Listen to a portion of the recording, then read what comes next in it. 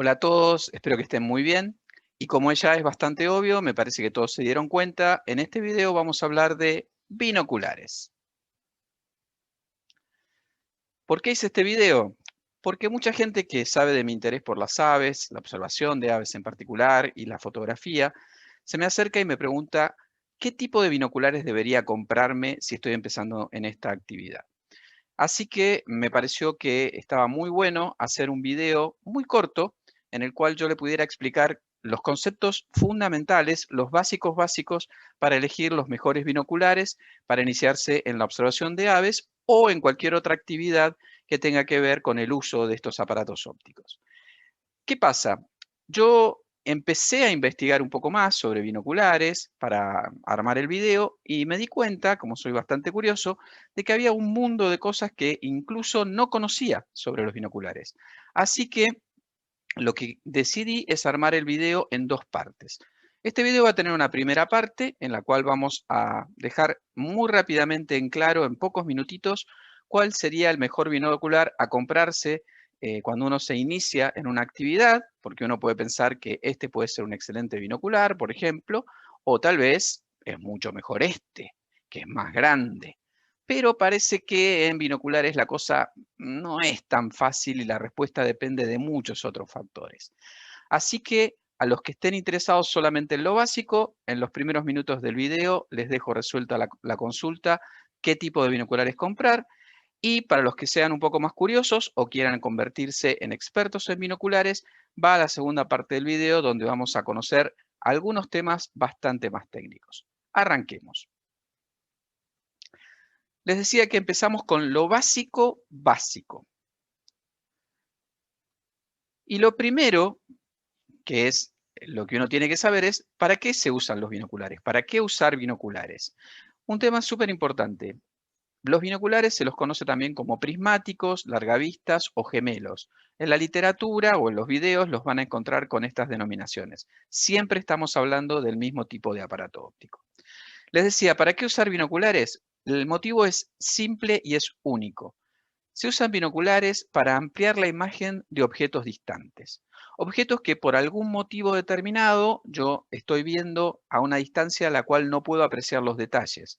Tal vez porque es un objeto al cual no me puedo acercar por distancia física, como una montaña, o tal vez porque en el caso de un ave, ese ave no me deja acercar porque cuando quiero entrar en lo que es su área de su zona de seguridad mínima, el animal se espanta y se vuela.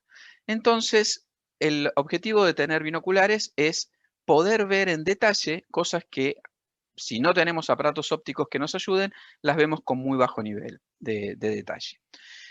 Pero hay otros aparatos que nos podrían ayudar en esto. Por ejemplo, telescopios o catalejos o incluso monoculares o también los que se llaman telescopios terrestres. Cada uno de estos aparatos tiene sus ventajas y sus desventajas. Hoy vamos a hablar específicamente de los binoculares. ¿Por qué? Porque los binoculares, en la observación de aves sobre todo, tienen algunas características que los hacen muy deseables. ¿Cuáles son esas características?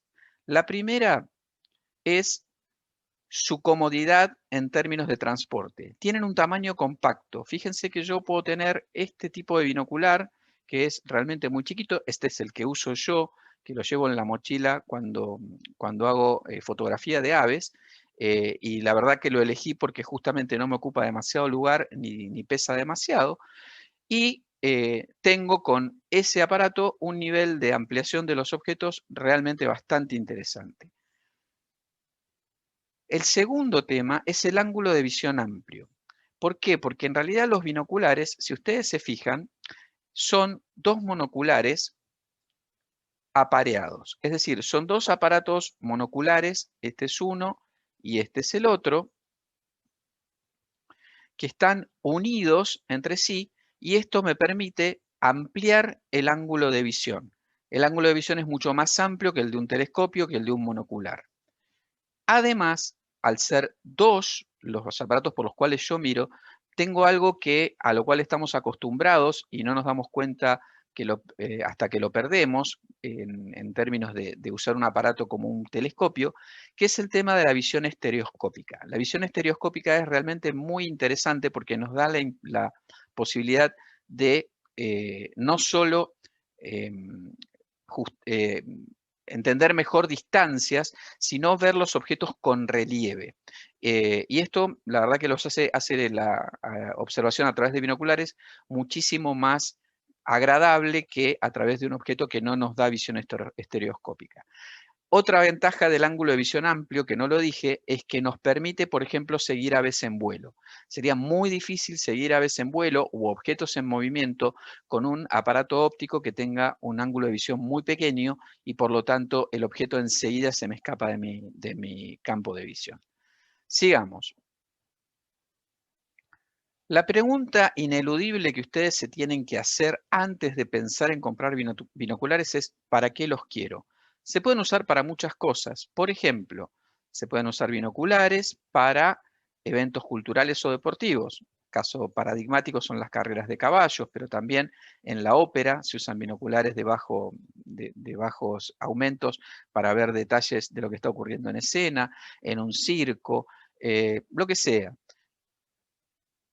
Para hacer senderismo. De repente yo me voy a hacer trekking por un camino de montaña y la verdad es que quiero llevar un par de binoculares porque si aparece algo interesante o algún animal que está lejos o algún paisaje que está un poco más alejado o un árbol a la distancia y no tengo oportunidad de acercarme, por lo menos con los binoculares voy a tener una visión un poquitito más cercana de ese objeto que me llamó la atención.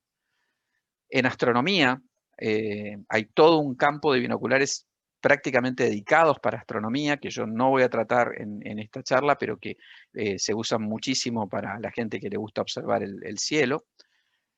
En caza mayor, para detectar las presas, ustedes saben muy bien que los animales de caza mayor, como por ejemplo un ciervo, son animales que depende su supervivencia de ser muy temerosos y de mantenerse siempre alejados de los riesgos.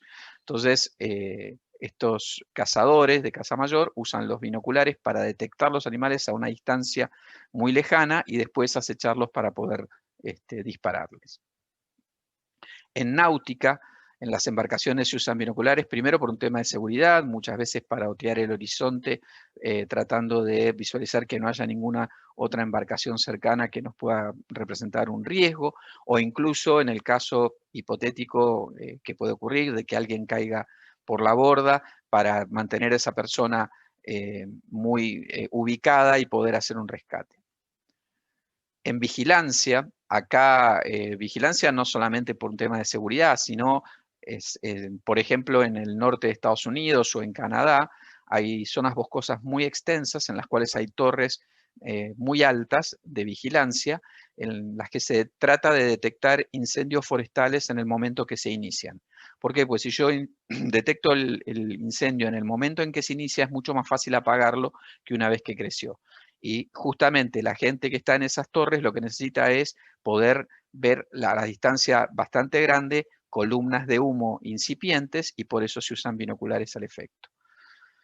En observación de paisajes, hay un tema que uno tal vez no lo asocia mucho con binoculares, pero cuando uno va a un mirador de estos paisajes inolvidables, que hay estos aparatos que uno le pone monedas o fichas y durante unos segundos permanece ver a través de esos aparatos en mayor detalle el paisaje, justamente se trata de un par de binoculares, que tal vez no tienen la forma que nosotros estamos acostumbrados que los binoculares tengan, pero que tienen el mismo principio óptico. Y como les decía desde el principio de esta conversación, en observación de aves. Yo me voy a focalizar mucho en observación de aves porque es para lo que más los uso yo y de alguna manera es para cuando la mayor cantidad de preguntas que respondo es binoculares para observación de aves. ¿Por qué usar binoculares? Porque esta es la vista que yo tengo, en este caso de un verdón, cuando la veo a ojo desnudo, es decir, sin ningún elemento óptico que me ayude a acercarla. Cuando la veo a través de un binocular, fíjense cómo la imagen gana, no solo en tamaño, sino en detalles, en nitidez y en la capacidad de reconocer determinados patrones en el plumaje del ave o en el pico que me permiten identificarlo sin lugar a dudas de qué especie se trata. Las principales partes de un binocular. Empecemos por el ocular. El ocular es la lente que está aquí adentro y esto que lo recubre se llama goma del ocular. No voy a entrar mucho en detalle ahora porque lo vamos a ver mucho más en detalle en esta segunda parte de la charla que yo les comentaba, solamente para aquellos que quieran entrar más en profundidad en el tema. El cañón del objetivo. El objetivo en realidad también es una lente que está aquí adentro y que está dentro de un tubo que en inglés se llama barrel y que en castellano se llama cañón del objetivo, en el cual está montado la lente del objetivo. Esencialmente, la luz entra por aquí, pasa por el objetivo, es reflejada en dos prismas que están aquí adentro y sale por el ocular, aquí está nuestro ojo, por donde estamos viendo efectivamente el objeto que está siendo observado. El compartimiento de los prismas, que es el principio realmente que da vida a los binoculares todos en su interior tienen dos prismas, que también lo voy a explicar más adelante cómo funcionan. La bisagra central, la rueda de enfoque y el ajuste de dioptrías. Fíjense que yo acá tengo un binocular bastante similar al de la imagen. Este es el binocular de mi esposa, que ella lo usa exclusivamente para observación de aves. Yo el mío lo uso más que nada para ver a dónde apuntar la cámara de fotos. La verdad que busco las aves con los binoculares y después apunto la cámara de fotos.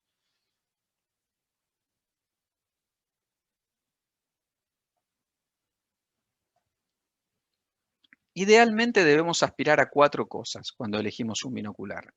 Primero, que tenga la máxima nitidez posible. Cuando hablamos de nitidez, lo que significa es que la imagen sea lo más cercana a la imagen real que estamos viendo. Es decir, que no tenga ningún tipo de aberración, ningún tipo de distorsión la imagen en términos de volumen, en términos de bordes, y que sea lo más similar posible a lo que estaríamos viendo si estuviéramos viendo esto con nuestros propios ojos.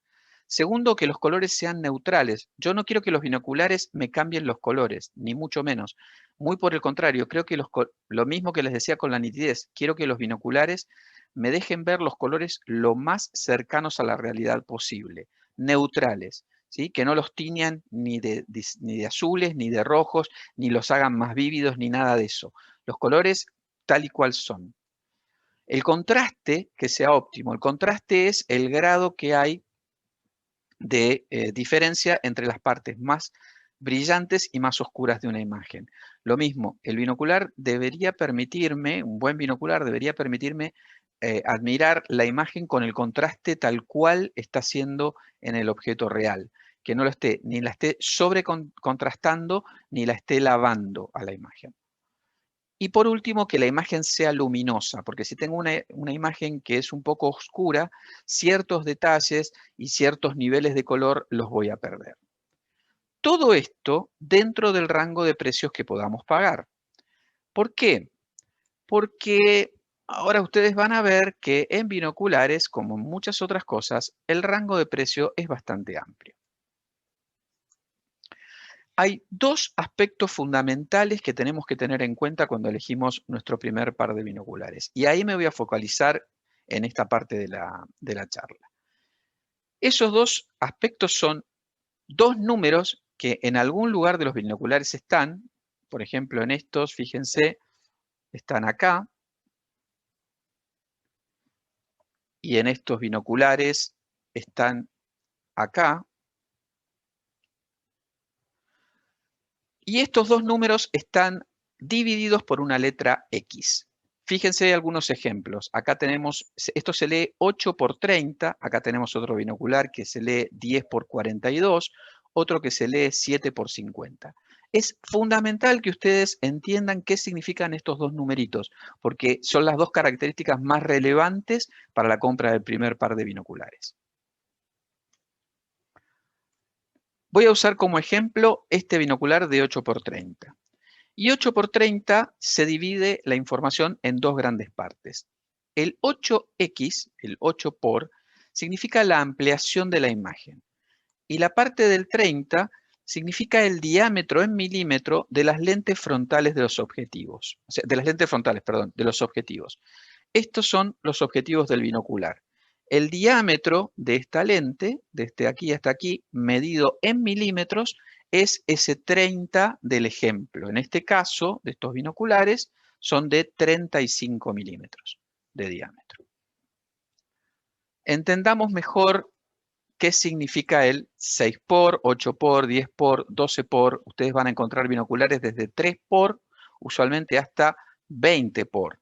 Y evidentemente, como esto yo ya lo dije recién, esto significa el grado en que ese binocular en particular amplía la imagen que está siendo observada. Cuando el número crece, es decir, a un número mayor, mayor va a ser el nivel de ampliación. Pero como todo en la vida, esto tiene pros y contras. Cuando el número crece, yo tengo mayor ampliación, pero también es más difícil encontrar los objetos que estoy buscando mirar. ¿Por qué? Porque cuanto mayor es la ampliación, menor es el ángulo de visión del binocular, ¿sí? Los binoculares que tienen como en este caso, por ejemplo, 7 aumentos, este es un 7 por 35, tienen un ángulo de visión mucho más grande que un binocular como este, que es de 10 por 25. 10 por 25 significa que amplía 10 por, y en este caso 7 por. Vieron que yo les decía, ojo con el tamaño a veces no tiene mucho que ver con las características que uno cree que un binocular más grande amplía más, y no necesariamente. Entonces, lo que se dice, perdón, y además, cuanto mayor es la ampliación de la imagen, cuanto mayor es el número anterior a la X, mayor es la vibración de la imagen. El binocular, cuando yo lo estoy usando, no hay forma que no transmita a la imagen ese pequeño temblor que yo tengo en las manos, por más que tenga buen pulso, siempre hay un pequeño temblor. Y cuanto mayor es el grado de ampliación, ese temblor se hace más difícil de soportar en la visión, molesta muchísimo. Por ese motivo, se dice que el límite de ampliación para uso a pulso de los binoculares es de 10 por. Si yo acá puse esta barra roja, que lo que quiero significar es, si ustedes van a usar los binoculares a pulso, es decir, con las manos, no arriba de un trípode, por ejemplo, que es una opción también, deberían limitarse a un máximo de ampliación de 10 por. Veamos ahora la segunda parte de estos dos números, de este binomio de números, que es el diámetro de los objetivos. Y siguiendo con el ejemplo del 8 por 30, el diámetro ya les conté que es, el número ya les conté que es el diámetro en milímetros de las lentes frontales de los objetivos. Lo bueno es que a mayor número tengo mayor luminosidad. Estos binoculares de 35 milímetros son mucho más luminosos que estos binoculares de 25 milímetros. Ahí los voy a poner juntitos para que se note la diferencia de diámetro. Recuerden que el diámetro, después multiplicado por 3,14, es la superficie, y 35 milímetros es el doble de superficie de ingreso de luz que 25 milímetros. O sea, no es que solamente crece un poquito, un 12% porque crece de 25 a 35. No, crece muchísimo más porque es superficie de entrada de luz. Cuanto mayor cantidad de luz entra, el binocular es más luminoso. Pero como les decía también en el caso de las ampliaciones, acá también hay cosas a favor y cosas en contra.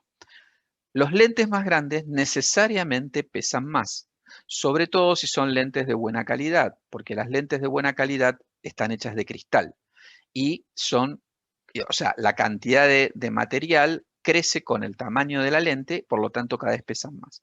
Y por ende se hacen muy incómodos cuando uno las va a usar durante muchas horas, ¿sí? O sea, hay que pensar cuando uno va a comprar un binocular, ¿cuánto tiempo lo voy a usar? ¿Lo voy a usar realmente todo el día observando aves, todos los fines de semana, es decir, de 7 de la mañana a 6 de la tarde o a 7 de la tarde, todo el día lo voy a tener colgado al cuello y adelante mío levantado con los brazos? Bueno, hay una pequeña diferencia de peso que al principio uno no se da cuenta o la descarta, al final del día realmente se nota, Se nota y mucho. Entonces hay que tener en cuenta eso, qué cantidad de horas uno piensa usar los binoculares.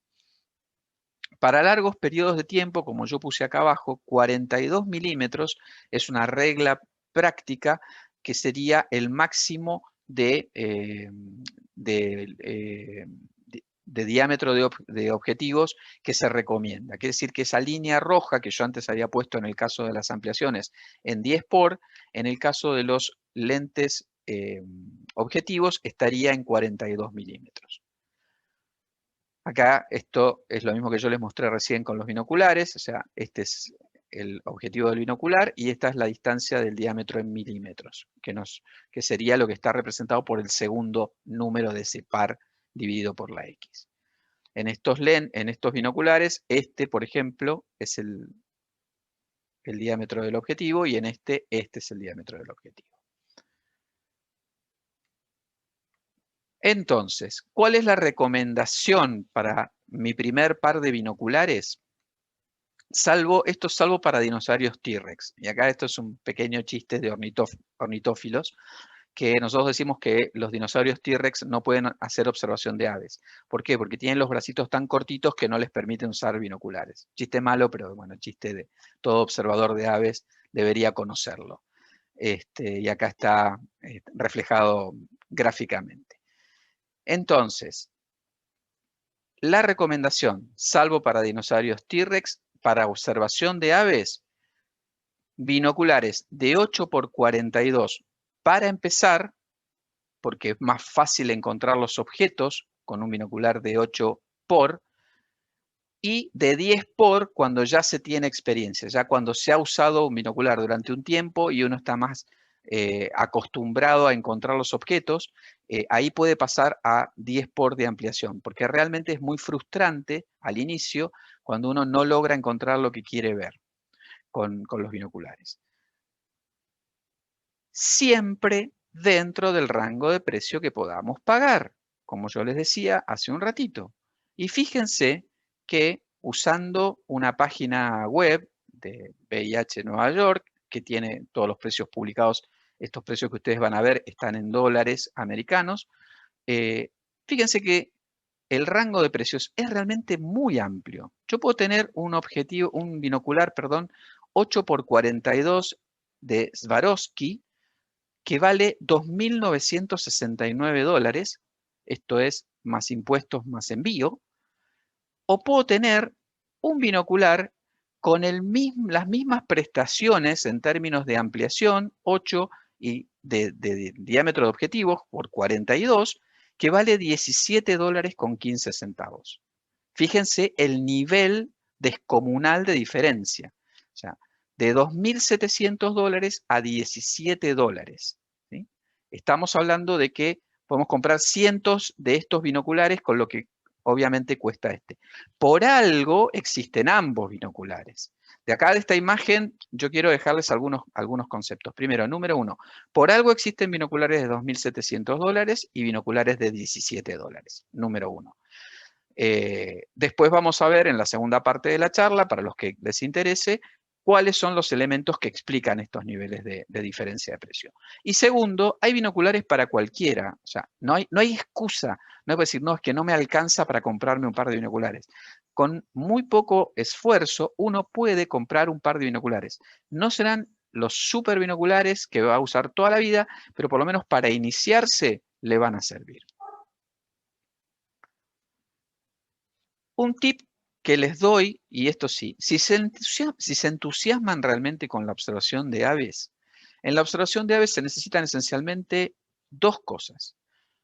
Una es una guía de aves para poder encontrar, reconocer o identificar la especie de ave que uno está observando, y la segunda es la herramienta que va a usar durante muchos años, que son los binoculares.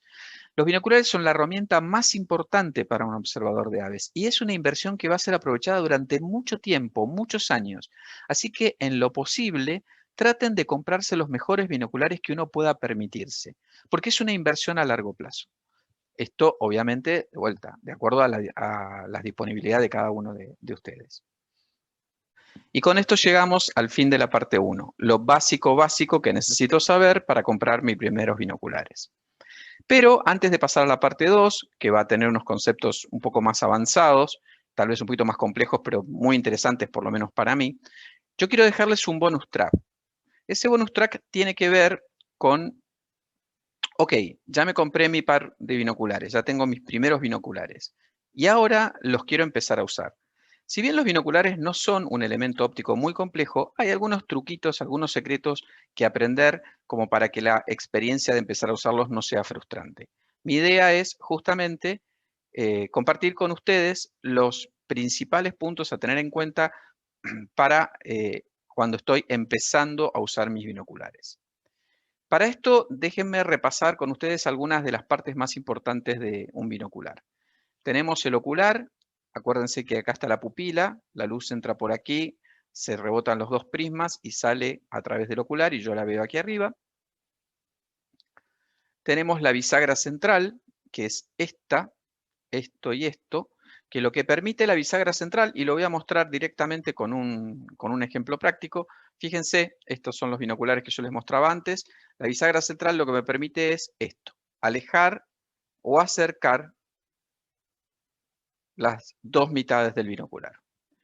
Ahora vamos a ver para qué nos sirve, aunque ya se lo deben estar imaginando seguramente. La rueda de enfoque, como su nombre lo indica, lo que permite es ajustar el enfoque porque dado que con el binocular yo voy a poder ver objetos a distintas distancias del observador, a cada distancia que, si la distancia entre el observador y el objeto cambia, voy a necesitar corregir el enfoque. Eso se hace con la rueda de enfoque. El ajuste de dioptrías. Este es un concepto un poquito más complicado. Acá en este tipo de binoculares, fíjense que el ajuste de dioptrías es muy similar al que está en la foto, es una ruedita dentada. Generalmente ese ajuste de dioptrías va de -4 dioptrías a +4 dioptrías. Y en otros binoculares como este, el ajuste en realidad es que todo el ocular se mueve. Pueden ver que este ocular, el derecho, se mueve mientras el ocular izquierdo permanece fijo. El ajuste de dioptrías lo que hace es emular las correcciones ópticas que nosotros tenemos, por ejemplo, en los anteojos de ver de lejos sobre todo. Y requiere que se lo ajuste para que podamos ver en forma nítida con los dos ojos, dado que todos los seres humanos, o la enorme mayoría de los seres humanos, tenemos una diferencia de visión entre el ojo derecho y el ojo izquierdo. No funcionan exactamente igual, tal vez no nos damos tanto cuenta, pero cuando vemos a través de un elemento de precisión, ahí sí notamos que la imagen muestra algún tipo de diferencia. Avancemos. Lo primero que yo les pido es, yo sé que uno se compró su primer par de binoculares y lo que quiere es usarlos y entonces lo que quiere es ver aves, por ejemplo. Pero para empezar a usarlos les recomiendo que no arranquen con un ave y mucho menos con un ave en vuelo, sino que elijan un objeto estático. Un objeto estático cualquiera, ustedes se ponen mejor en su casa para no perder tiempo en una salida al campo. Se ponen en algún lugar y buscan un objeto que esté a 15, 20 metros de distancia más o menos, un poquito más, y que sea notorio. Puede ser una flor, puede ser un árbol, puede ser una canilla, no importa, cualquier cosa. Pero hay que elegir un objeto estático que nos permita empezar a entrenar la forma de buscar un objeto a través de los binoculares.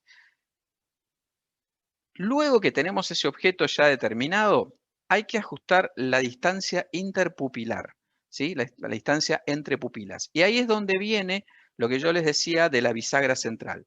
Fíjense que la idea es, yo lo voy a hacer con los anteojos puestos. Esto está mal, porque yo estos anteojos en realidad los uso para mirar de cerca. Debería quitármelos cuando miro con binoculares, lo hago sin anteojos, pero si me quito estos anteojos no veo bien la pantalla. Entonces, ustedes imaginen que yo no tengo los anteojos colocados. Entonces, lo que yo hago con la bisagra central es ajustar de modo tal que cuando miro a través del binocular, los dos conos de imagen que vienen del binocular, que son estos que ustedes van a ver ahí, esas como dos lucecitas centrales, tienen que coincidir exactamente, perfectamente con mis dos pupilas, ¿sí? Como todos los seres humanos tenemos una distancia interpupilar diferente, los unos de los otros. Por ese motivo existe la bisagra central que permite ajustar el binocular a cualquier cara, independientemente de qué tan separados o juntos estén los dos ojos. Usualmente la distancia interpupilar está entre 56 y 72 milímetros, un dato simplemente de color. Y esta es la parte más relevante de cómo usar binoculares. Yo me voy a poner estos binoculares como si los estuviera usando en el campo. Los tengo colgados al cuello.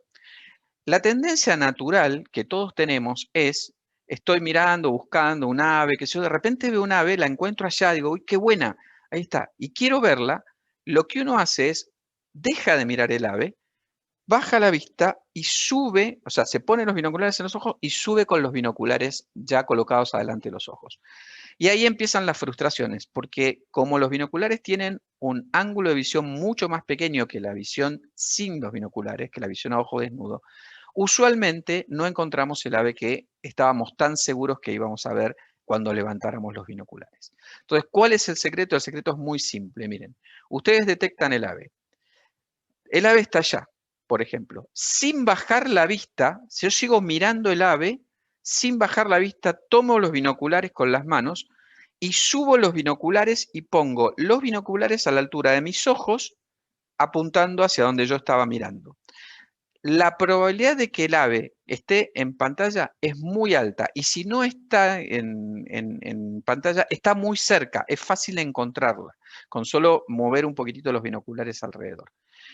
Vuelvo a repetir, practiquen esto hasta que se les vaya la tendencia natural de mirar hacia abajo, ponerse los binoculares y después subir la cabeza. Eso es lo que nos va a frustrar mucho al inicio. Un dato o un tip que yo uso mucho también es, sobre todo cuando el ave es muy pequeña o está un poco oculta o enramada, trato de, además de estar mirando el ave fijamente, trato de mirar si hay algo notorio que esté cerca del ave. Por ejemplo, una flor. Entonces, yo sé que la florcita está a 10 centímetros o 15 centímetros a la izquierda del ave, o una rama con una forma extraña. Entonces, cuando levanto, estoy mirando el ave, no bajo la vista, vuelvo a repetir, subo los binoculares, los pongo adelante de mis ojos, y si el ave no la estoy viendo, casi con certeza os estoy viendo la florcita, que fue una de mis referencias, o la rama rara de la derecha. Entonces, si en realidad lo que estoy viendo es la florcita, sé que el ave está ligeramente a la derecha. Si estoy viendo la rama, sé que está ligeramente a la izquierda. Espero que este truquito les sea de utilidad. El último punto del que nos queda por hablar, para tener en cuenta cuando empezamos a usar nuestros binoculares, es el ajuste de dioptrías. El ajuste de dioptrías es tal vez lo más complejo de cuando yo necesito empezar a usar binoculares, pero hay un sistema muy simple de hacerlo y la idea es explicárselos en forma gráfica. ¿Por qué hay ajustes de dioptría? Como yo les contaba, en todos los seres humanos hay una diferencia de visión entre el ojo izquierdo y el ojo derecho. Esto se corrige con anteojos, por ejemplo, que tienen graduación distinta en cada uno de los ojos. Los binoculares, para poder corregir este tipo de problemas, lo que tienen es que una de las partes del binocular, usualmente la derecha, tiene un ajuste adicional al foco central del binocular. Y ese ajuste adicional se llama ajuste de dioptrías. Lo primero que hay que encontrar es dónde está el ajuste de dioptrías en el binocular. En estos, por ejemplo, fíjense que el ajuste de dioptrías es una ruedita dentada muy similar a la que tenemos acá en la foto. Sin embargo, en estos otros, que son los de mi esposa, el ajuste de dioptrías, como les conté, está en un movimiento del total del ocular. Así que la idea es la siguiente. Primero detecto dónde está el ajuste de dioptrías, lado derecho. Ese lado voy a tomar uno de los protectores de objetivo y voy a tapar el lado donde está el ajuste de dioptrías, en este caso el lado derecho. ¿Sí? Esto lo que me va a permitir es, cuando yo elija un objeto fijo, que voy a usar para ajustar el binocular, y levante el binocular para ver ese objeto, yo ahora estoy viendo solamente la imagen a través del lado izquierdo del binocular. ¿Por qué? Porque tengo tapada la entrada de luz del lado derecho. con el binocular tapado en la mitad, usando la rueda de enfoque, que es esta, usando la rueda de enfoque, lo que hago es enfoco, perdón, el objeto observado hasta que lo tengo absolutamente nítido en mi ojo izquierdo. Ahora tengo este binocular, ahora ya lo tengo en foco perfecto del lado izquierdo, pero tengo tapado el lado derecho, no sé cómo está del lado derecho. Así que a continuación saco el protector del objetivo del lado derecho, lo coloco del lado izquierdo y vuelvo a levantar los binoculares y vuelvo a mirar el mismo objeto. Lo más probable que va a ocurrir es que la imagen que yo ahora veo por el ojo derecho no sea tan nítida como la que veía por el ojo izquierdo, porque el foco del binocular, que yo no lo voy a tocar más, este foco, quedó perfectamente ajustado para mi ojo izquierdo. Como el ojo derecho ve ligeramente distinto, necesita corrección, entonces lo que hago es, usando el lado izquierdo tapado, ahora corrijo, pero usando el ajuste de dioptrías, ¿sí? Muevo el ajuste de dioptrías hasta que la imagen ahora es absolutamente nítida para mi ojo derecho. Entonces, saco definitivamente el protector y cuando vuelvo a levantar el binocular, la imagen es nítida en ambos ojos. Quedó perfectamente corregida del lado derecho recién cuando ajusté con dioptrías y había quedado perfectamente corregida del lado izquierdo cuando había tomado foco con la rueda central. Esto que parece un poco complicado, una vez que lo hagan 2 o 3 veces, les va a resultar muy fácil. No se asusten si no tienen en ese momento los protectores, se puede hacer cerrando los ojos directamente, no hay ningún tipo de problema.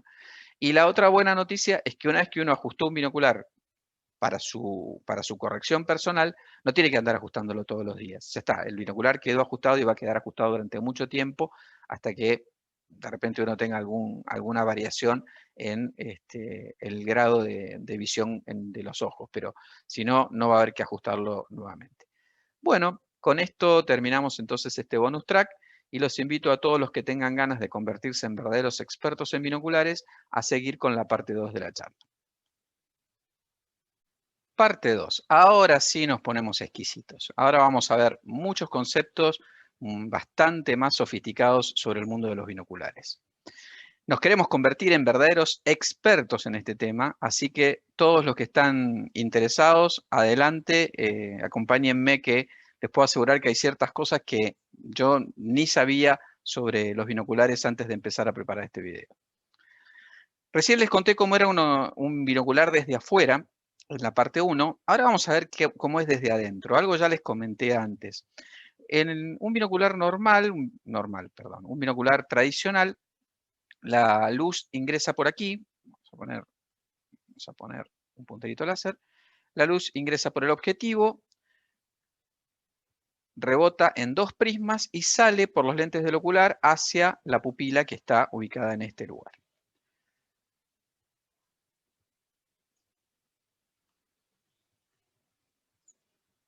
Nosotros ya hablamos del 8×30, pero ahora vamos a llevar la conversación a otro nivel, ¿sí? Ese 8×30 que yo les había comentado recién y que ustedes ya saben que significa el 8, la ampliación de la imagen y el 30 el diámetro de los objetivos, lo vamos a llevar a otro nivel. Estos conceptos ya los discutimos hace un ratito, pero ¿qué pasa cuando realmente queremos entender cuál es el factor de ampliación de la imagen? Porque muchas veces, incorrectamente, a uno le dicen un binocular de 8 por, es como si estuvieras 8 veces más cerca del ave. 8 veces más cerca está mal dicho, porque si yo estoy a 15 metros de un ave, estar 8 veces más cerca sería estar 15 metros por 8. O sea, a lo sumo podría estar a 1/8 de la distancia del ave, y eso sería muchísimo más cercano a la realidad. Es decir, que lo que yo veo a través de un binocular de 8 por sea similar a lo que yo veo si divido la distancia por 8, que es el factor de ampliación. Pero lo que es muchísimo más preciso es el concepto de imagen equivalente a. Y acá se los explico un poquito más en detalle. se puede tener una idea muy aproximada de cuánto se ampliaría la imagen de un objeto mediante binoculares, dividiendo la distancia a la que se encuentra el objeto observado por el factor de ampliación. ¿Cómo se come esto en castellano? Muy simple. Por ejemplo, si el ave se encuentra a 25 metros del observador y el binocular es un 8 por, yo divido 25 dividido 8 es 3,12 metros. Quiere decir que para un observador que se encuentra a 25 metros del ave, con un binocular de 8 por, en realidad es como si él estuviera observando el ave sin binocular a 3,12 metros de distancia. ¿Se entiende? Lo que yo les decía recién, a un octavo de la distancia de la cual se encuentra de la imagen.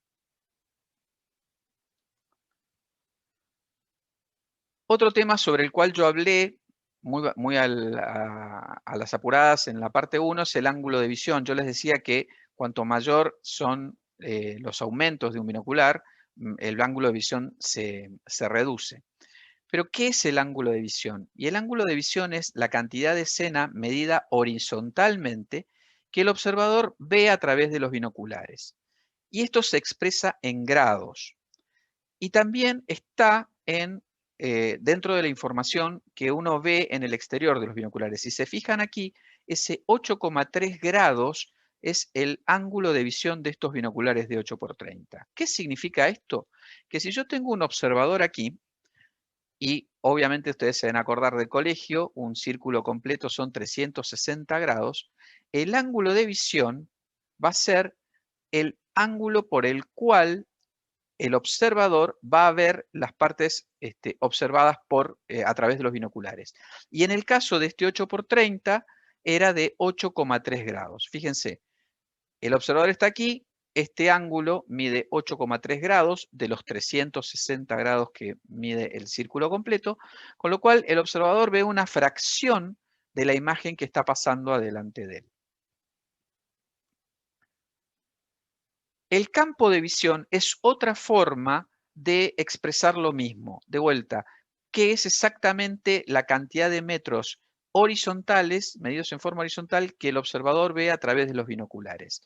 Y el campo de visión se expresa en realidad en distancias y tomando parámetros de el observador colocado a una cantidad de pies en el sistema americano o a una cantidad de metros del objeto observado. Si yo, por ejemplo, tengo un binocular que tiene las características en inglés, el campo de visión va a estar expresado en pies de visión horizontal con el observador ubicado a 1000 yardas del objetivo. Y en el caso de expresado en el sistema métrico decimal, los metros de visión horizontal con el observador ubicado a 1000 metros. Esto que suena muy difícil así, es muy simple en ejemplos. Un observador con un determinado binocular ubicado a 1000 yardas de un objeto va a tener una visión de un campo de visión horizontal de 408 pies. Con esos mismos binoculares, si el observador está a 1000 metros, va a tener un campo de visión de 135,48 metros. Gráficamente, el mismo observador que antes, fíjense, si él se encontrara a 1000 yardas de estos árboles que están aquí, podría ver 408 pies de imagen horizontal. Es decir, entre este punto y este punto, si el observador se encontrara a 1000 yardas, habría 408 pies. Y si en realidad, en vez de 1000 yardas fueran 1000 metros, el campo de visión sería de 135,48 metros. La verdad que no son muy distintos porque las yardas son 91 centímetros, así que más o menos 408 pies son un poquitito más que 135 metros, porque 1000 yardas son 941 metros. Así que no es tan diferente, lo que pasa que están expresados en los dos sistemas de acuerdo, esto para comodidad de la persona que está acostumbrada a uno u a otro. Acá lo voy a mostrar con una fotografía. Supongamos que yo estoy observando a través de binoculares este lago y esta montaña, con estos binoculares que tenían un campo de visión de 135 metros a 1000 metros de distancia. Si yo estuviera justo a 1000 metros, observando justo a 1000 metros del borde del lago acá, este diámetro de este círculo, que es lo que observo a través de los binoculares, mediría 135,48 metros.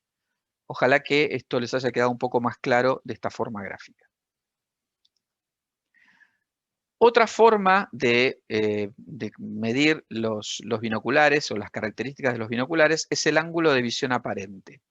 Y esto tiene mucho que ver con el concepto que yo les había explicado unas slides atrás de visión equivalente. ¿Se acuerdan que yo les decía que, por ejemplo, con unos binoculares de 8 por, si yo me encuentro a 25 metros de un ave, divido 25 por 8, lo divido por 8, tengo 13,2. Así que mi visión equivalente es como estar a 13,2 metros del ave. Bueno, en otro ejemplo, acá, la visión equivalente, como yo les decía recién, es la distancia al objeto dividido el factor de ampliación de la imagen. Si yo tengo, por ejemplo, un ciervo siendo observado a 1000 metros de distancia con un binocular de 8 por, lo que tengo como visión equivalente es a si el observador estuviese a 125 metros del ciervo, es decir, a un octavo de la distancia, pero sin binoculares, porque 1000 dividido 8 es 125. En esa visión equivalente, también hay un ángulo de visión equivalente. Fíjense cómo se explica bien en este diagrama. Supongo que yo tengo unos binoculares que tienen un ángulo de visión de 7 grados. Estos 7 grados, a 1000 metros de distancia, cuando yo voy a la visión equivalente, es decir, el observador sin binoculares parado a 125 metros, pasan a ser 52,1 grados. Se entiende que esto se amplía mucho más. En binoculares se estima una regla práctica que más o menos 60 grados, a partir de 60 grados de ángulo de visión aparente, se consideran binoculares de gran ángulo de visión aparente. Es decir, son mejores en sentido por ejemplo, para observación de aves. ¿Por qué? Porque al tener un ángulo de visión aparente más grande, me es más fácil encontrar las aves fijas y me es más fácil seguir aves en vuelo, porque tengo un campo de visión mucho más amplio en el cual todavía mantengo el ave mientras la voy siguiendo. Por eso acá puse que el ángulo de visión aparente ideal si es mayor a 60 grados. Cuidado porque también eso va a influir en el precio. Ahora volvamos al tema del rango del precio, ya que estábamos hablando de precio. Y yo les contaba que hay binoculares que, a pesar de que ambos son 8 por 42, pueden valer desde $2.970 a $17.15. Y hay una serie de factores que explican este rango de precios. Entonces, el primero que uno puede pensar es, bueno, seguramente es la marca. Claro, obviamente los de $2.700 son Swarovski y los otros no. Entonces, a ver, ¿será que la marca es lo que explica toda la diferencia de precio? Para probar este punto, yo me fui a la página de VIH y elegí una marca en particular. Elegí Nikon porque Nikon tiene una amplia variedad de binoculares muy, muy grandes. Y determiné un rango de parámetros en particular. Dije, bueno, ok, quiero comprar binoculares de 8 por 42, marca Nikon. Entonces, lo primero que encontré es un binocular Nikon 8 por 42 Monarch HG. $977. Una inversión, ¿no? Un par de binoculares, evidentemente, bastante caros.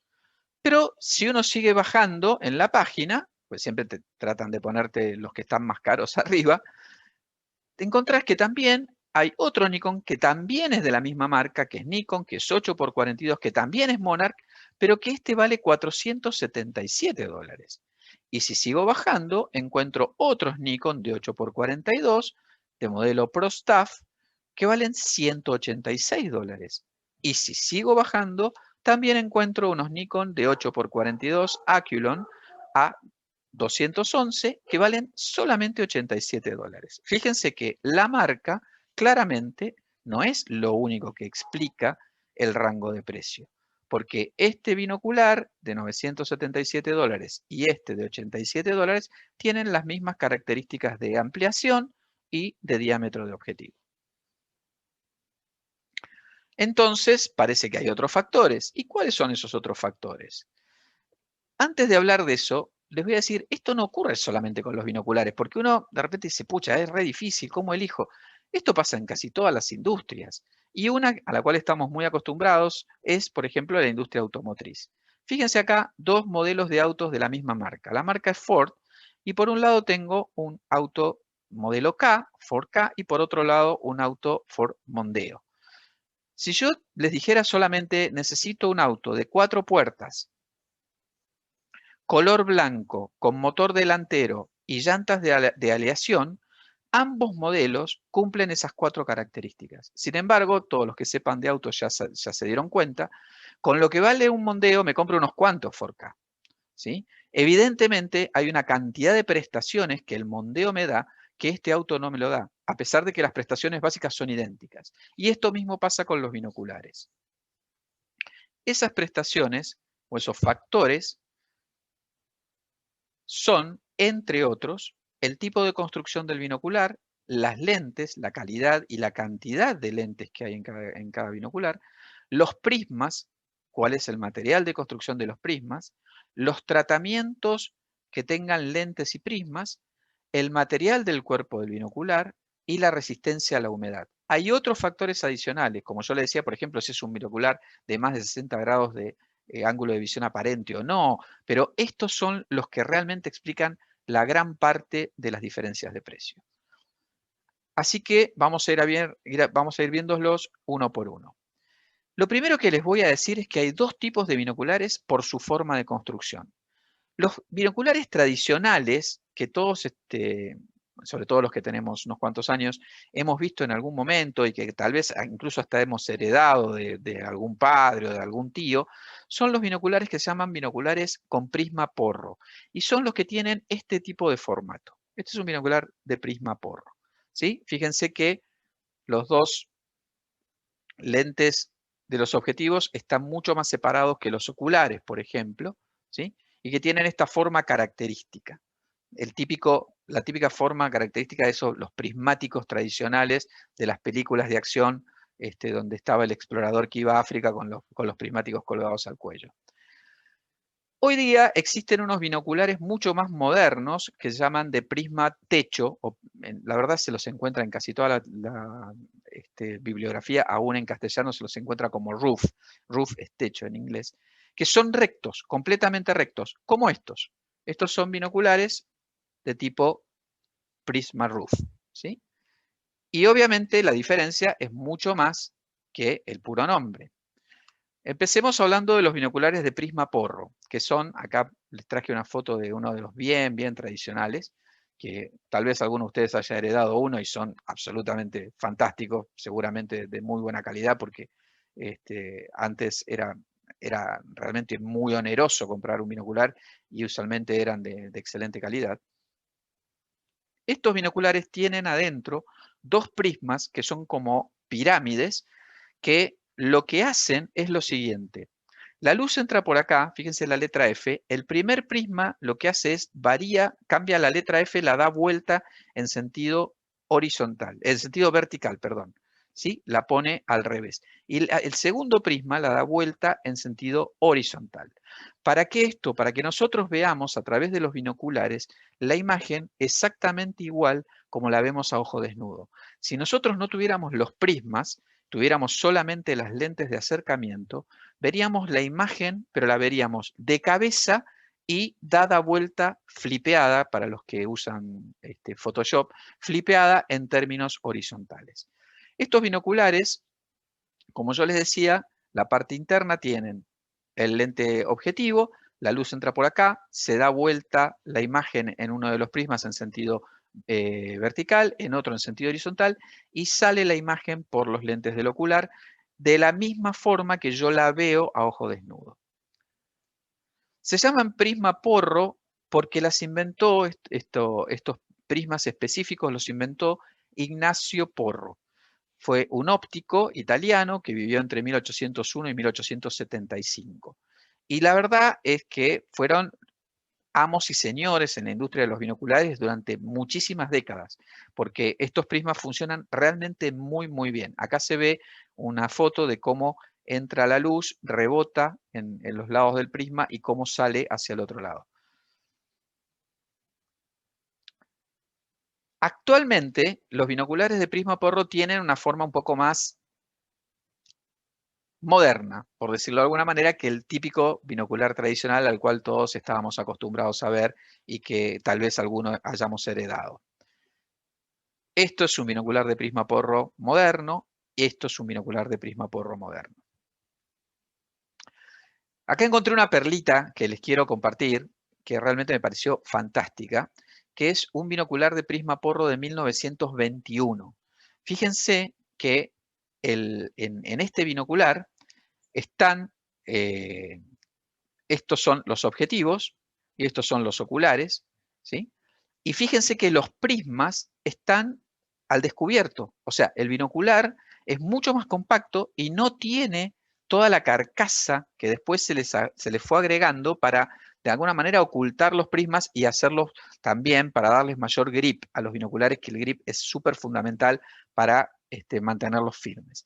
Pero fíjense cómo no son de los inicios, hay binoculares más antiguos, pero me pareció súper interesante compartir esto con ustedes, de cómo se veía un binocular armado, digamos, desde lo puramente técnico, sin carcasa prácticamente.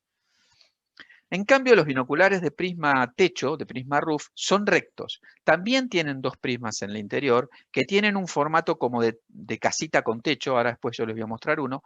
Y acá, en este caso, la luz ingresa, pasa por los dos prismas y sale todo en una gran línea recta.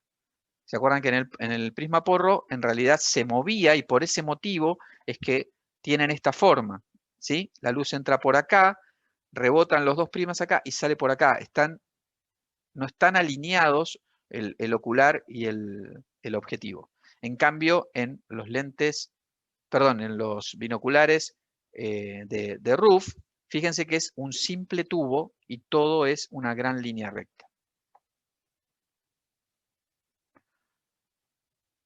Obviamente, externamente tienen exactamente las mismas funciones que tiene el otro binocular, es decir, ocular, ajuste de dioptrías, el compartimiento de los prismas y el cañón del objetivo y la bisagra central. Bueno, y obvio la red de enfoque para poder enfocar la imagen. Acá está un prisma roof, fíjense que, bueno, en este caso justo está dado vuelta, pero es como una casita dada vuelta. Y fíjense que en este caso la F ingresa y en estos dos prismas que están como pegados, se da vuelta en sentido vertical y horizontal. En este caso solamente en sentido vertical y otro prisma roof la da vuelta en sentido horizontal. Así luce un binocular de prisma roof moderno. Acá hay otra imagen de un corte esquemático de un binocular de altísima gama, donde están los dos prismas roof aquí. Fíjense, este es uno y este es otro, que es parecido a un prisma porro, pero bueno, funciona diferente. Y fíjense la cantidad de elementos ópticos que tiene adentro este binocular. Esto también vayan teniéndolo en cuenta porque es parte de lo que va a explicar las diferencias de precio. Les decía que los binoculares de prisma porro tienen algunas características. Primero, al tener menos superficies reflectantes, se reduce la distorsión y hay menos pérdida de luz. Puesto en una simple frase, son más luminosos. Por ende, son más económicos. ¿Por qué? Porque a iguales prestaciones es más fácil construir uno de estos binoculares. Y, o sea, a iguales prestaciones de luminosidad inclusive, usualmente un binocular de prisma porro es más barato que su equivalente de prisma roof. Es más complicado mantenerlos firmes, ¿sí? Por el tipo de grip que tienen. En estos binoculares, fíjense que en estos binoculares, bueno, no en este, pues este tiene un formato especial, pero el otro que yo les mostré, las manos pasan por encima de todo el tubo, entonces lo permiten mantener muchísimo más firme. El que yo les mostré antes era un Leica que vale como $3.000, o sea, evidentemente yo no tengo un binocular de esos. Estos binoculares, otra ventaja muy grande que tienen, que está bueno para la observación de aves, es que tienen mayor profundidad de campo. Quiere decir, en términos muy simples, que los objetos o las aves se ven con mejor volumen, con un volumen más despegados del fondo. En cambio, en los otros tipos de binoculares parece que la imagen estuviera como más plana. ¿Cuál es la desventaja? Es que lucen anticuados, ¿sí? Lucen como que uno no está a la moda con estos binoculares. En cambio, los Prisma Roof, el diseño es más compacto, se adapta mejor a las manos. Fíjense que en este caso sí, los cañones me permiten meter los dedos prácticamente hasta el otro lado y entonces agarrar con muchísima más precisión los dos cañones del aparato. Son más livianos, cosa que no es poca cosa a tener en cuenta cuando uno los va a usar muchas horas por día. Son más fáciles de sostener firmemente, lo comenté recién, pierden más luz, porque los otros eran, evidentemente por eso los otros eran más luminosos. Son más caros, pues son más difíciles de construir, y tienen menor profundidad de campo. Y la gran ventaja estética es que lucen facheros. La verdad, lucen mucho más facheros que los Prisma Porro, que uno parece que se quedó en el tiempo. Un detalle, hay binoculares de Prisma Roof con puente abierto o puente cerrado. Fíjense, este es de puente abierto, ¿sí? Fíjense que hay espacio acá como para mejorar el grip. O sea, el puente tiene una parte aquí y otra parte aquí. Y este es de puente cerrado. Ojo, estos dos binoculares son ultra espectaculares ambos. Uno es un 6 y el otro es un Leica. Valen alrededor de $3.000 cualquiera de los dos. Así que esto es casi un tema de opinión personal. Pero lo que yo quería decirles es, existen estos dos tipos de diferencia aún entre los binoculares de Prisma Roof. Estos tienen un poquitito mejor grip, es lo que dicen los expertos, y sí es verdad también pueden reducir el peso porque el puente del binocular es más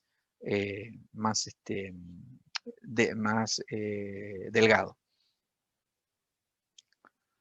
La decisión, yo se lo dije ya recién, la decisión es absolutamente personal. Cuando uno está hablando de estos niveles de precio, la verdad que la decisión es absolutamente personal. Hablemos un poco de las lentes, que son el alma de las binoculares. Esto es como yo soy fotógrafo y donde uno gasta la plata realmente es en los objetivos. Al final, el cuerpo de la cámara termina siendo una de las partes, no digo más baratas del equipo, pero termina siendo no tan relevante. Uno termina gastando la plata grande, la termina gastando en objetivos. Y los objetivos son más caros cuanto mejor son las lentes. Los vidrios que hay adentro es lo que hacen la diferencia, son los que realmente producen las imágenes más nítidas, más luminosas, etc. Entonces, un tema a tener en cuenta es la cantidad de elementos. Yo les mostré recién un binocular de alta gama. Un binocular de alta gama puede tener 12 elementos, 12 lentes por lado. O sea, la verdad que, y cada una de esas lentes desde un cristal espectacular, con tratamientos que después vamos a ver. Entonces, todo eso incorpora costo. La calidad de los cristales, obviamente. Y acá el gran problema con muchas cosas, y esto la verdad que investigando uno se da cuenta, es que no hay una normativa que uno diga, hay una norma específica que rige todo. Cada fabricante más o menos usa un lenguaje que le parece más marketinero o menos marketinero. Entonces, las lentes, unos fabricantes estas serán de baja dispersión, o sea, low dispersion, extra low dispersion, extra baja dispersión, etcétera. Otros usarán otra nomenclatura. Si tienen o no fluorita, los lentes con fluorita son muchísimo más caros, que agregan elementos de calidad a los cristales. El fabricante de los cristales, hay marcas que fabrican pura y exclusivamente cristales, no importa de qué marca sea el binocular, a veces ellos compran los cristales a fábricas que se dedican pura y exclusivamente a fabricar los vidrios. Entonces, acá es un mundo la diferencia de precio que puede explicarse por la calidad de los cristales.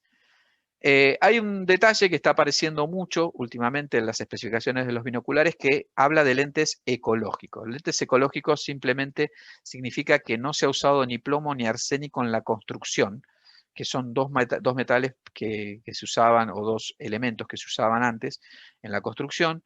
Entonces, cuando esos lentes llegan al final de su vida útil, en definitiva se tiran, se descartan, son más amigables con el medio ambiente porque no incorporan ni plomo ni arsénico al medio ambiente. Hablemos ahora de los prismas. Los prismas, yo se los conté, son el alma de los binoculares. Y obviamente no cualquier material va a dar lo mismo para fabricar los prismas, porque depende de la calidad del cristal con que estén fabricados, va a ser la cantidad de luz que pasa efectivamente por el prisma, porque en todo cristal una parte de la luz es absorbida, o sea, se pierde. Entonces, cuanto mejor sea el material de construcción, mejor serán los prismas y obviamente más caros. Hay dos grandes elementos que se usan, ahora hay algunas variedades más, pero hay dos grandes elementos que se usaron tradicionalmente para construir prismas. El primero se llama BA minúscula K4, y ahora voy a hacer la diferencia por qué A minúscula, que son unos prismas que fabrica, esto es una nomenclatura específica de una marca alemana, de una fábrica que se dedica pura y exclusivamente a fabricar cosas de óptica, que se llama Schott AG, disculpen, no sé cómo se pronuncia en alemán, y es en realidad el BAK4, que es un cristal de bario, sí cumple con el estándar internacional 569-561. Estos números indican niveles de refracción, etc. Es considerado el mejor material para fabricar prismas. Lejos, punto. Y tiene el mejor índice de transmisión de luz de todos los materiales que se usan para fabricar prismas.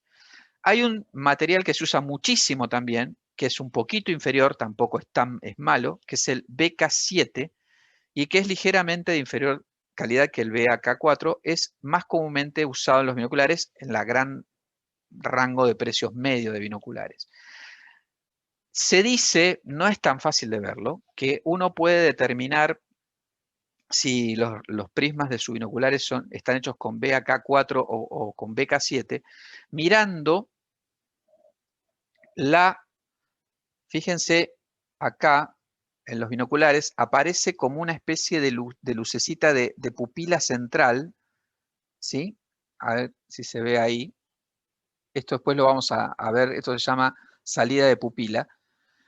Si ese círculo es perfecto, un círculo perfectamente definido, supuestamente los prismas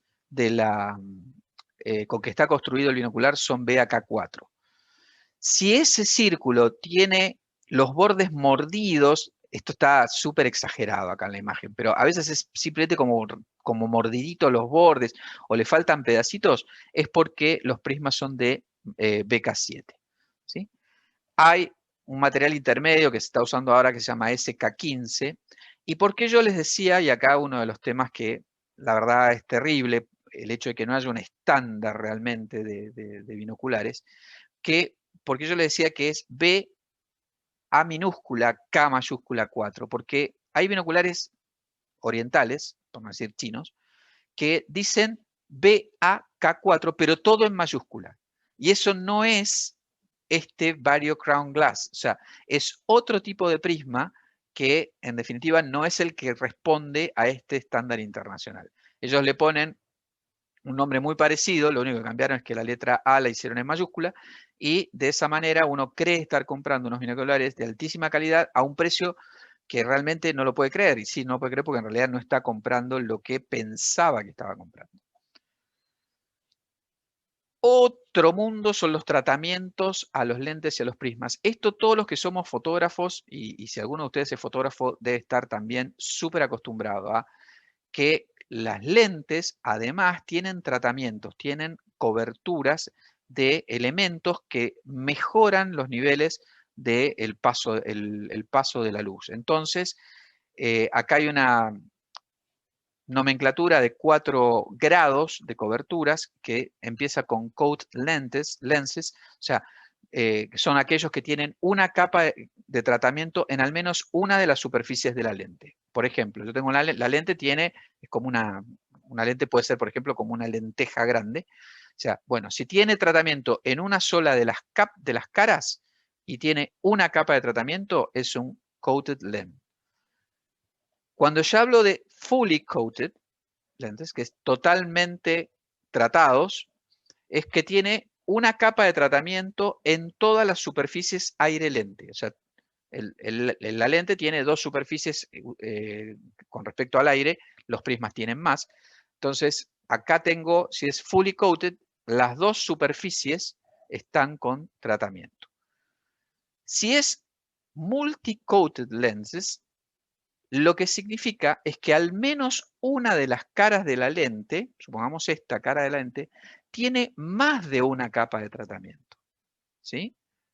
Y los fully multi-coated significa que tienen múltiples capas de tratamiento en todas las superficies aire-lente. Ojo, porque esto es una muy buena indicación de qué tan bueno es el binocular. Pero como no existe, de nuevo, una estándar internacional, tampoco que yo tenga lentes fully multi-coated, no me dice nada sobre con qué está hecho ese tratamiento, si está hecho realmente con la precisión correcta en términos de micrones de tratamiento que tiene que tener la lente, etc. Por eso es que es un buen indicador, pero cuidado con pinzas, porque cuando uno ve un binocular que dice tener fully multi-coated, BAK4 en los prismas y tiene un precio que parece ridículo, claramente lo que no está es viendo que seguramente el nivel de construcción podrá tener todo esto, pero el nivel de construcción o el de control de calidad no es lo suficientemente bueno para realmente aprovechar estas características al 100%. El material del cuerpo del binocular. El material también influye mucho en el precio. El más común es el aluminio o aleaciones de aluminio, perdón, que por lejos es el material más usado en la construcción de binoculares. ¿Por qué? Porque es barato, es liviano, es maleable y es resistente a la corrosión. La verdad, es muy noble el aluminio y honestamente los binoculares de aluminio funcionan muy bien. Si ya me pongo un poquitito más exquisito, me voy a binoculares de magnesio o a las aleaciones de magnesio, que es tan resistente como el aluminio o más resistente, pero mucho más liviano. Entonces gano peso porque todo el cuerpo del binocular es mucho más liviano. Estos obviamente no son de magnesio, estos son de aluminio. Pero los binoculares de muy alta gama suelen ser de aleaciones de magnesio. Y por último, hay binoculares que el cuerpo está hecho de policarbonato, que son en realidad materiales plásticos muy sofisticados, que tienen varias características muy buenas. Lo primero es que son livianos, lo segundo es que son atérmicos. Y esto de repente no hace ninguna diferencia para los que observamos aves en condiciones normales. Pero si uno está trabajando en la Antártida o en un lugar con temperaturas bajo cero, la verdad es que agarrar binoculares de metal, ¿sí? Obviamente uno va a estar usualmente con guantes, pero si uno de repente se saca los guantes por algún motivo y agarra los binoculares de metal, es una experiencia bastante desagradable. En cambio, los de policarbonato no toman la temperatura ambiente, entonces son más fáciles de trabajar en ese sentido.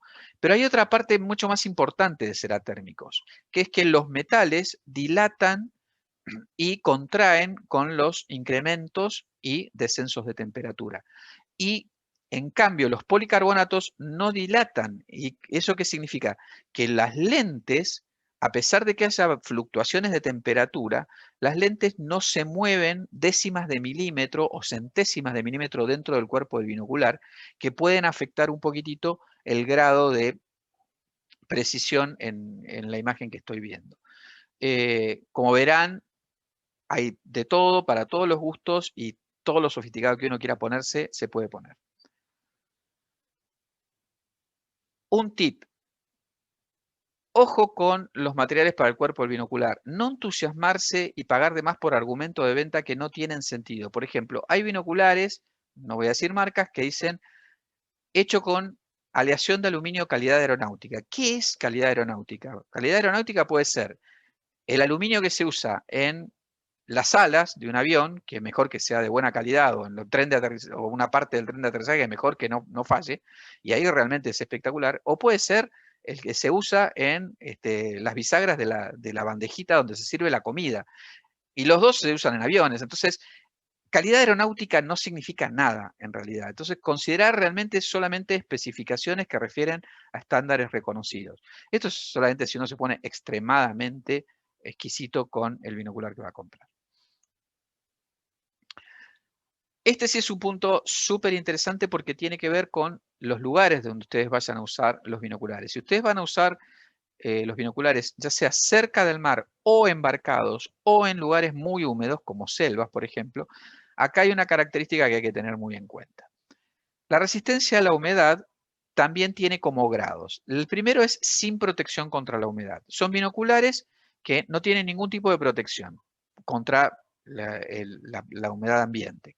Entonces, no deben usarse ni en la lluvia, obviamente, ni en el mar, ya que la humedad ingresará al interior y en el largo plazo los va a inutilizar. A largo plazo los va a inutilizar.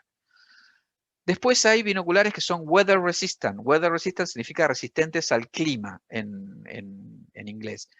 Y estos incorporan sellos o juntas que evitan que la humedad penetre en condiciones de superficie. Es decir, si yo estoy en un bosque atlántico o selvático con un binocular weather resistant, no hay problema porque en realidad tiene protección como para eso.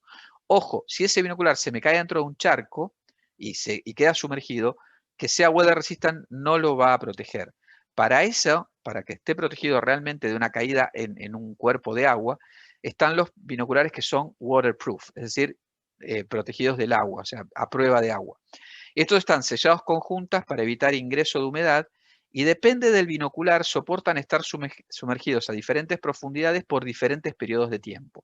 Una característica bastante usual es que pueden estar sumergidos a 1 metro de profundidad durante 1 hora. Esto es una barbaridad. O sea, imagínense que nadie usa binoculares abajo del agua. Haciendo buceo nadie usa binoculares. Simplemente significa, se me cayeron los binoculares, no me di cuenta en los primeros 3 minutos, cuando los saques, si es waterproof, todavía va a estar utilizable. Si es un binocular sin protección contra la humedad, probablemente hasta ahí llegaron. O sea, lamentablemente los tendré que mandar a ver si los pueden secar internamente y si no, los perdí.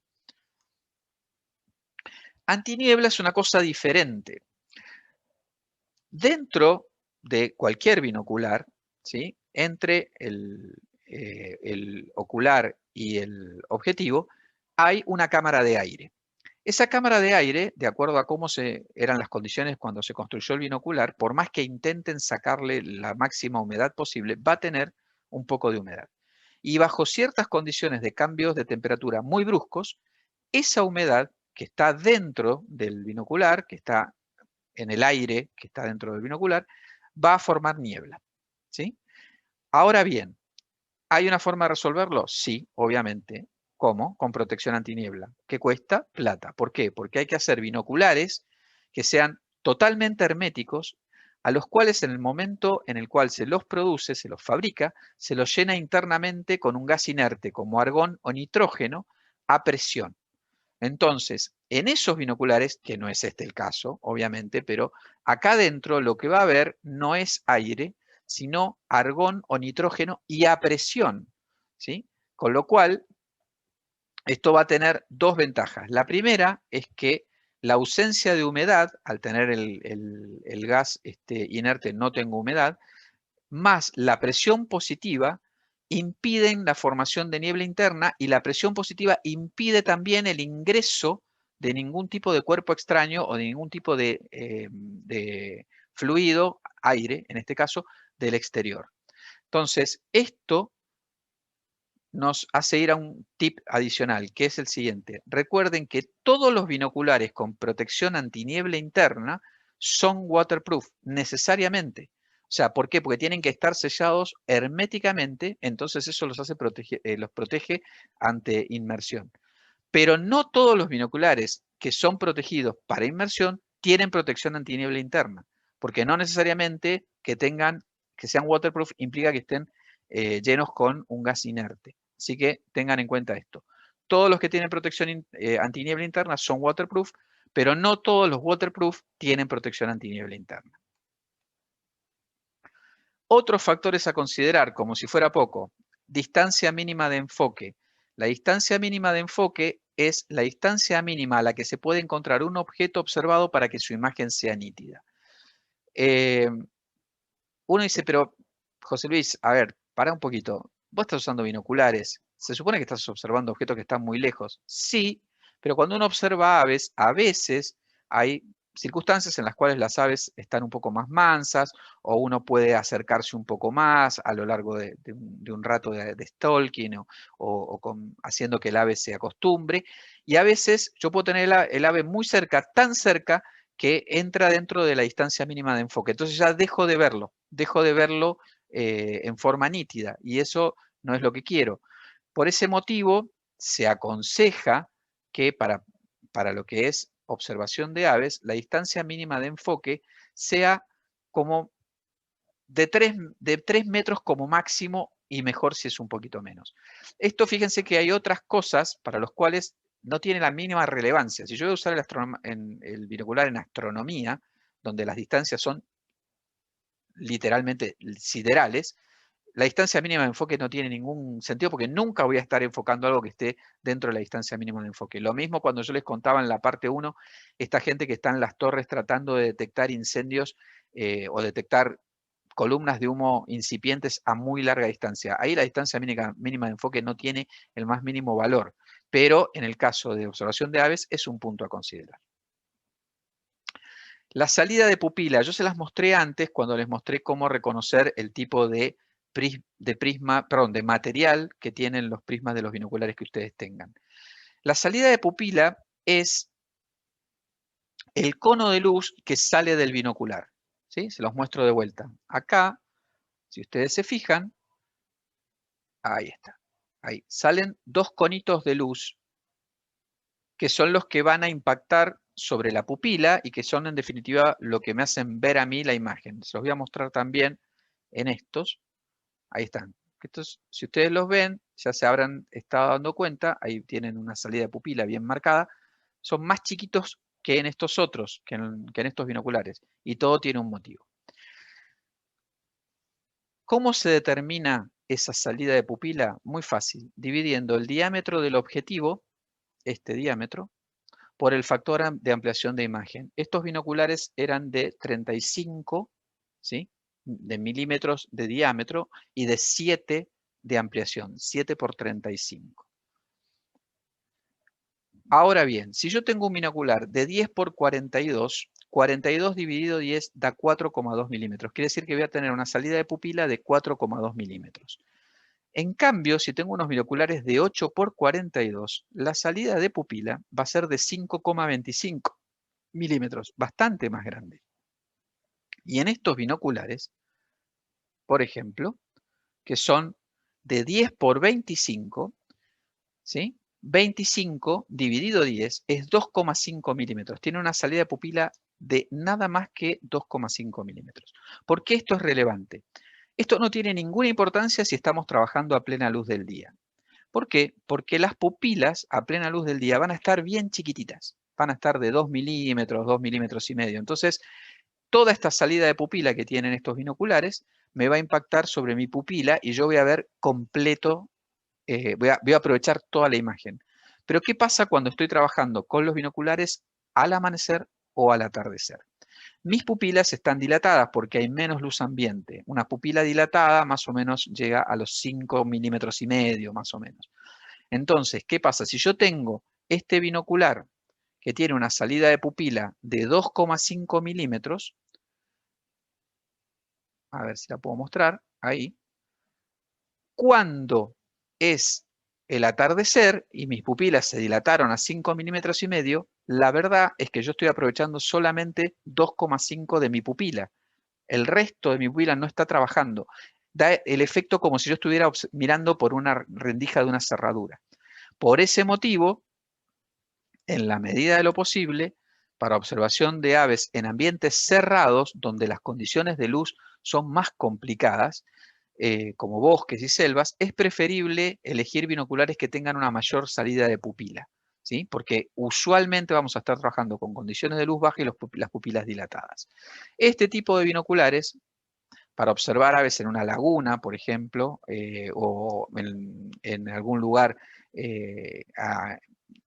descampado o en el borde de un monte en el cual estoy con buena condición de luz, funcionan perfecto, salvo en el atardecer y en el ocaso.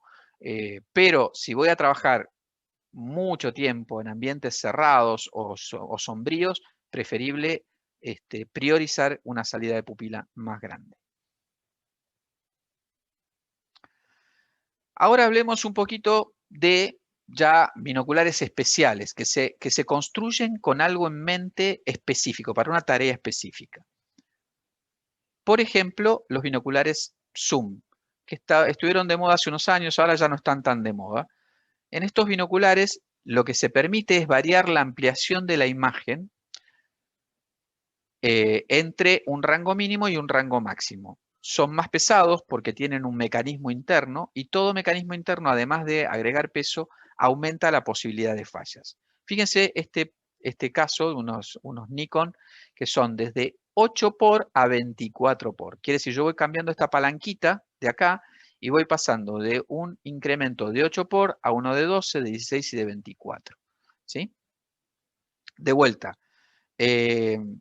A mí no me convencen demasiado porque agregan peso. Yo acá en este caso, por ejemplo, a pulso ya a 12 por seguramente se mueven muchísimo. Y todo mecanismo que uno incorpore a un aparato tiene posibilidades de generar fallas en el futuro. Pero bueno, existen, quería que lo sepan, quería mostrárselos. Otro tipo de binoculares son unos que se llaman rangefinders en inglés, que son binoculares que además miden distancia. ¿Por qué? Porque incorporan un láser infrarrojo que mide la distancia que hay entre el observador y el objeto siendo observado. Es un mecanismo muy similar al que tienen los autoenfoques de las cámaras digitales modernas. ¿Para qué se usan? ¿Para qué uno quisiera medir distancias? Bueno, por ejemplo, en el mar se usan mucho los binoculares náuticos para determinar a qué distancia se encuentra otro barco, que no es poca cosa, si hay un riesgo de colisión, o alguien que necesita ayuda para poder darle instrucciones al capitán de cómo acercarse a esa persona. En golf se usan también binoculares con rangefinder para poder calcular exacto la distancia hasta el hoyo y elegir el palo con el cual pegar. En caza mayor, para ajustar la mira del arma, o sea, si alguno sabe de caza, sabe que cuando depende a qué distancia se encuentra la presa, hay que ajustar la mira, porque el recorrido de la munición es una parábola, entonces hay que ajustar el ángulo con el cual uno va a disparar para que esa bala impacte donde uno quiere que impacte, a la distancia que está medida. A otra distancia más lejana o más cercana no va a impactar en el lugar correcto. Además, como incorporan ese láser, requieren baterías. Las baterías ya son un tema adicional y además agregan peso. E incluso los más modernos, además del láser infrarrojo, incorporan un inclinómetro que me permite saber no solo a qué distancia se encuentra lo que estoy observando, sino con qué grado de hacia arriba o hacia abajo con respecto al observador se encuentra el objeto. Acá tienen un ejemplo de unos binoculares con el láser infrarrojo. Una categoría interesante, que esto se lo debemos a la técnica, sobre todo al avance de la electrónica, que hay binoculares que empezaron a incorporar, tal como los lentes de algunas cámaras, como sistemas de estabilización de algunas cámaras también, sistemas de estabilización internos, electrónicos. Estos binoculares incorporan, como yo les decía, un sistema electrónico que reduce la vibración de la imagen, lo cual está buenísimo, porque permite trabajar a pulso con ampliaciones mayores de imagen a las que yo podría trabajar si no tengo este sistema. Que se acuerdan, de la parte 1 era 10 por. El límite normal para trabajar a pulso es 10 X. En el mar ayudan a evitar el mareo, porque permiten que la imagen permanezca fija a pesar de que el buque se está moviendo. En aviones y helicópteros reducen la vibración producida por los motores. ¿Cuál es el problema? Requieren pilas o baterías, el peso aumenta y, bueno, otra cosa que no lo puse acá, pero también lo dije en el caso de los binoculares zoom, todo sistema que tenga un binocular tiene la posibilidad de que en algún momento se puede romper o descomponer. Acá les muestro un ejemplo de unos binoculares Canon. Conozco una persona que usó unos binoculares de este tipo, le resultaron muy cómodos, los uso durante bastante tiempo, así que, o sea, parece que el sistema funciona bien. Hay binoculares marinos que son específicos para esa función. Los cuerpos generalmente son de policarbonatos para resistir la corrosión del agua salada. En algunos casos flotan, están preparados para que si se caen por la borda, el binocular no se hunda y no se pierda. Son sumergibles, obviamente soportan estar bajo agua. Esto en algunos modelos, obviamente algunos modelos no lo tienen, pero suelen ser de colores llamativos. Incorporan brújulas en algunos casos, porque es algo que le resulta de mucha utilidad a quien está usando esos binoculares, poder determinar el rumbo hacia el cual, por ejemplo, hay una nave que se acerca, un barco que se acerca. Y acá tienen un ejemplo de unos binoculares alemanes que, si bien parecen de juguete por el color, son unos binoculares bastante caros, cuestan casi $700, pero bueno, tienen estas características de colores llamativos porque son específicamente para uso marino. Hay también, la tecnología de las cámaras está llegando a todos lados, hay binoculares con cámaras asociadas, incorporan una pequeña cámara digital que puede fotografiar o filmar lo que se está observando, también requieren baterías, son más delicados obviamente, y la verdad que las imágenes son a modo de registro, nunca se puede esperar que con esos binoculares uno vaya a tener el tipo de calidad de imagen que va a tener con una cámara fotográfica real. Pero bueno, existen, acá hay un ejemplo y quería ponerlo en la presentación para que sepan que están. Ahora hablemos también de accesorios, porque como en todo, también para los binoculares hay ciertos accesorios. Por ejemplo, cubreoculares imperdibles. Los cubreoculares son estas tapitas que obviamente, por ejemplo, estos son los binoculares de mi esposa, estos son el cubreobjetivo y el cubreocular, y que como mi esposa es muchísimo más cuidadosa que yo, obviamente tiene los 4 como corresponde, no perdió ninguno. En el caso de los míos, desaparecieron en algún momento hace tiempo y nunca más los encontré. Pero bueno, en algunos países que es más fácil comprar por correo y hay más variedad de productos, se pueden conseguir cubreoculares que vienen con una parte que es este aro, que se engancha a la parte del cuerpo del binocular, entonces de esa manera uno los quita y quedan colgando y no se pierden. El tema es que para comprar esto tienen que ser exacto del modelo o del diámetro exacto de cada uno de los binoculares y no se puede comprar cualquier cosa. Hay también protectores de lluvia para los cubreoculares, como por ejemplo estos de la marca Vortex, que si a uno estás en el campo y de repente hay una lluvia repentina, uno cubre los objetivos del binocular con este cubre protector de lluvia y evita que ingrese humedad adentro de los sistemas. Correas, tema no menor. Si algo realmente, después de comprar un binocular, uno debería invertir es en una correa. ¿Por qué? Porque los binoculares suelen venir, como en este caso, por ejemplo, con estas correas plásticas que son realmente muy resistentes, se las recontra aguantan, son buenísimas, pero son muy finitas. Y esto colgado todo el día al cuello, llega un momento que lastima, realmente lastima. Entonces, acá, por ejemplo, yo les pongo unas correas que son de neopren, son mucho más anchas y son de neopren como que se estiran y soportan, o sea, le dan un descanso al cuello y que vienen en colores variados, hay como 10 colores y en este caso, por ejemplo, camufladas y todo lo demás. En correas me puedo poner más exquisito, estas son correas de neopren, pero ya de muchísimo más precio, ahí puse una de la marca Swarovski y otra de Nikon, que son realmente ya muchísimo más confortables. Incluso hay correas especiales para binoculares que se usan en el mar, que obviamente agregan flotabilidad y que son súper visibles por las dudas, por si el binocular se cae por la borda, como estas correas alemanas o esta de Swarovski.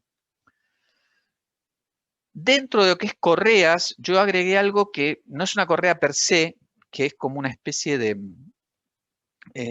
arnés, que la verdad es buenísimo. Mi esposa tiene un par, y la verdad que no lo busqué para esta charla, tenía que haberlo hecho, y que lo que logran es que el peso del binocular deja de estar en la parte de la nuca y pasa a ser la espalda y los hombros lo que soportan el peso del binocular, que además se reparte en dos.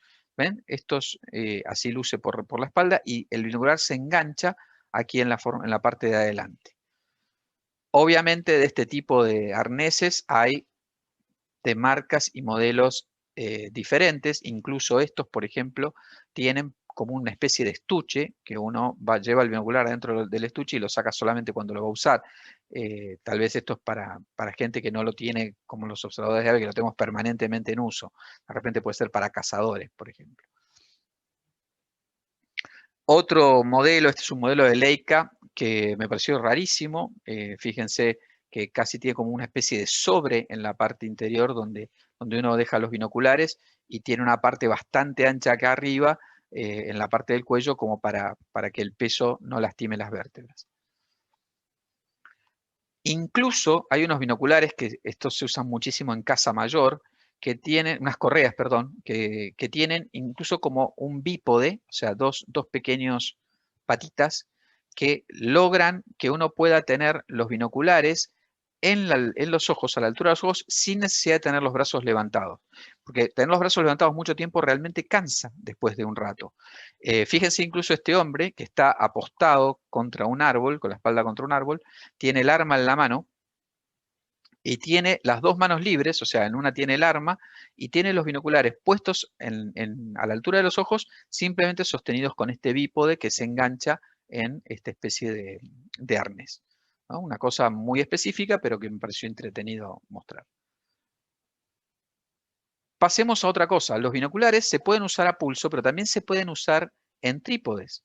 De hecho, ciertos binoculares, este por ejemplo, tienen acá adelante, fíjense, si uno le quita esta tapita, que se enrosca, tienen un adaptador para trípode, ¿sí? Acá.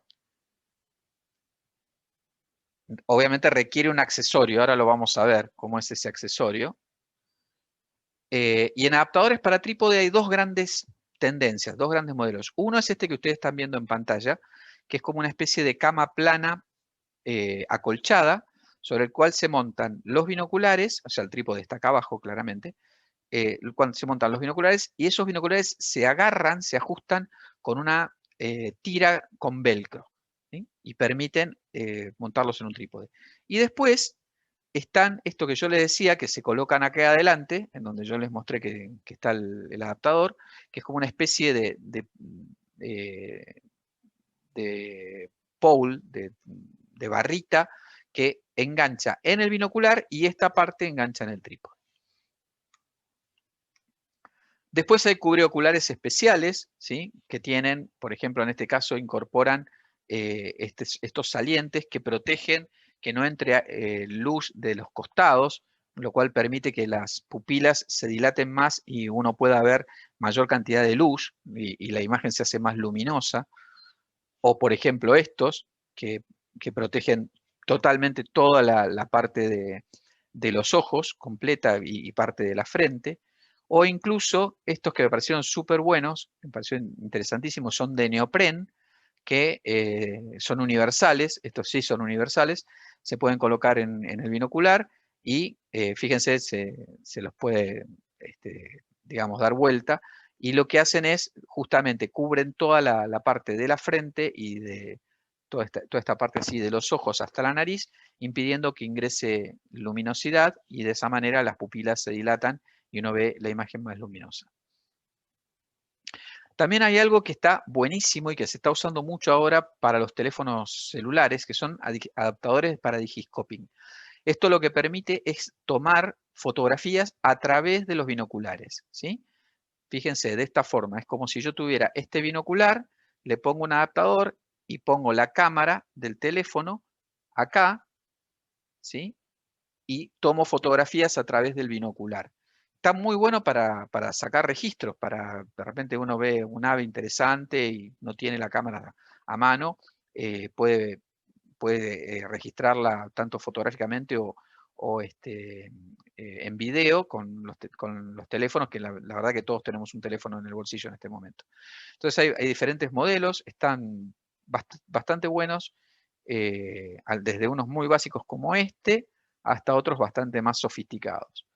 Así que esto interesante para los que no quieran cargar con una cámara, pero quieran traerse algún tipo de registro, puede llegar a ser una alternativa. Es más difícil usarlos a mano alzada, obviamente, ¿no? Es mucho más simple usar ese tipo de adaptadores con trípode. Y con esto llegamos al final de la charla. Si les fue de utilidad, les pido que me den un like, les pido que me comenten, que me hagan preguntas, que la compartan, porque la verdad que mi idea con esto era que todos aprendamos un poquitito más de este tema de los binoculares, que es algo que todos los observadores de aves usamos permanentemente, pero que muchos no conocemos más que superficialmente. Así que muchísimas gracias. Espero que esta información les ayude a elegir el binocular que realmente necesita cada uno de ustedes, porque dos personas distintas necesitan binoculares diferentes. Se los demostré con el binocular de mi esposa, que lo usa para una cosa que es observación de aves específicamente, y el binocular mío, que yo lo uso para encontrar a dónde apuntar con la cámara. Así que no es que hay un único tipo de binoculares para todo el mundo. Cada uno tiene que encontrar el que más le conviene. Y lo ideal sería que uno pudiera probar los binoculares, pero no 5 minutos en el local de venta. Lo ideal, si uno sale con un grupo y ve alguna persona que está usando unos binoculares que le pueden llegar a interesar y que puede ser el tipo de binoculares que se va a comprar y tiene un poco de confianza, es pedirle a esa persona que le preste los binoculares o que se los cambie durante unas horas, y de esa manera uno realmente se va a dar cuenta si el binocular le sirve. Porque a veces uno se entusiasma con, por ejemplo, demasiado aumento, y después de usarlo unas horas se da cuenta que es demasiado, que le tiembla demasiado la imagen y no se siente cómodo, o alguna otra característica. Entonces, lo ideal sería poder usarlos unas horas para ver si uno se acostumbra o no. O alquilarlos, en el caso en algunos países se pueden alquilar los binoculares, como también se alquilan lentes de fotografía, y entonces sí, ahí uno sale al campo, los usa durante toda una jornada y dice, sí, esto realmente me siento cómodo o no es el binocular que yo necesito, tengo que apuntar a algo diferente. Muchísimas gracias nuevamente y recuerden, antes de terminar, los 3 consejos más importantes para tener en cuenta una vez que ya tengan sus binoculares. Cuando ya tengan sus binoculares, el primer consejo es disfrútenlos, el segundo consejo es disfrútenlos y el tercer consejo es disfrútenlos. No se compren un par de binoculares para que estén guardados en un cajón en la casa, sino que cómprenselos para realmente disfrutarlos al aire libre. Muchas gracias, nos vemos en el próximo video. Adiós.